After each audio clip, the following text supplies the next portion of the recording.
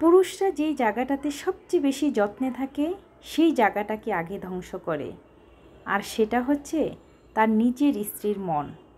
একটা তীক্ষ্ণ সত্য, যে সত্যটা অজস্র সংসারের গোপন কান্না। সমাজ যেটা দেখে না, শুনে না, কিন্তু প্রতিদিন একটা একটা করে ভেঙে যায় অগণিত নারীর ভেতরটা। সংসার চালানো আর মন বোঝা এক জিনিস না। সংসার চালানো মানে শুধু বাজার করা, বিল দেয়া নয়।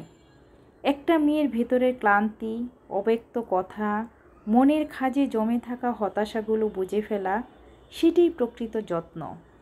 যুগ বদলেছে, মানুষ বদলেছে, চাওয়া পাওয়াগুলো বদলেছে।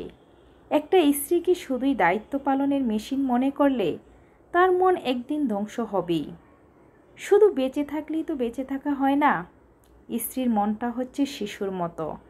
একটা মেয়ে যখন কাউকে ভালোবেসে জীবন দেয়, তখন সে শুধু সংসার করতে চায় না, সে চায় পাশে থেকে বোঝা হোক, তার দুর্বলতাগুলোকে আলিঙ্গন করা হোক, আর তার কষ্টগুলোকে ভাগ করে নেওয়া হোক।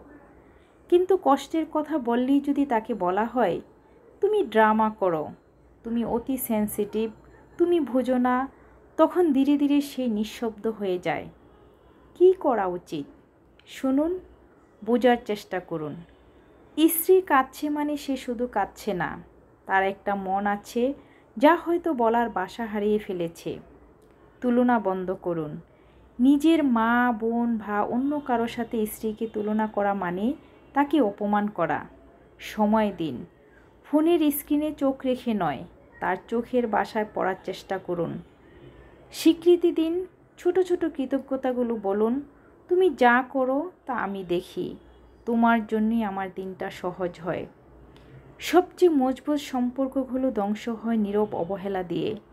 পুরুষেরা সত্যি যত্ন করে, কিন্তু সেই যত্ন যদি বোঝার অভাবে আঘাত হয়ে যায়, তবে স্ত্রী নামের নারীর মনটা সবচেয়ে বড় ধ্বংসস্তূপে পরিণত হয়। জানি না সবাই বোঝে কি না, কিন্তু একজন স্বামী যদি একটিবার স্ত্রীর চোখে নিজের প্রতিচ্ছবি দেখে, সে বুঝবে কতটা মনোযোগ আর মমতা চেয়েছিল সেই মনটা, যেটাকে সে নিজের ভাবত। হ্যালো ভিউয়ার্স, আসসালামু আলাইকুম। আশা করি সবাই ভালো আছেন। আলহামদুলিল্লাহ, আমিও ভালো আছি।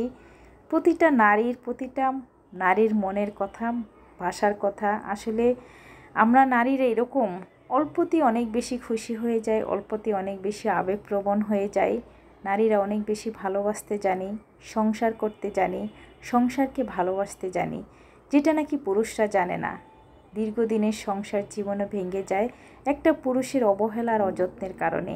যাই হোক, কথা বলতে বলতে অনেকগুলো ভিডিও ক্লিপ আপনাদের সাথে শেয়ার করেছি। এই শাকগুলো ছিল আমার ছোট বোনের, তার বেলকুনির পুঁই শাক। গতকালকে দেখিয়েছিলাম, সেগুলো রান্না করছি। রুই মাছ দিয়ে, একটু মাছের মাথা দিয়ে মজা করে পুঁই শাকগুলো রান্না করছিলাম। আসলে অসাধারণ মজা হয়েছিল এই পুঁই শাক তরকারিটা খেতে। আমি এমনিতেই পুঁই শাক পছন্দ করি, আর যদি হয় নিজের হাতে লাগানো একদম অর্গানিক শাক, তাহলে তো কথাই নয়। আর আসলে মা বাবা যখন বৃদ্ধ হয়ে যায়, তখন আসলে ছোট বাচ্চাদের মতো হয়ে যায়। আমার মা শারীরিকভাবে অনেক দিনই অসুস্থ ছিল, কিন্তু এখন আসলে মুখে রুচি ফিরে আসতে একটু সময় লাগবে। অসুস্থ সময় যে অ্যান্টিবায়োটিক, যে মেডিসিনগুলো খেতে হয়, সেগুলোর কারণে শরীর অনেকটাই দুর্বল হয়ে যায়, খাবার অরুচি হয়ে যায়। তাই রান্না বান্নার পাশাপাশি আসলে মায়ের অনেক যত্ন নিতে হয়, অনেক কেয়ার করতে হয়। তো মায়ের যত্ন নিচ্ছি, নিজের ভিডিও আপলোড করছি। তো প্রতিদিন আসলে ভিডিও যেভাবে দেওয়ার রুটিন ছিল সেভাবে দিতে পারছি না।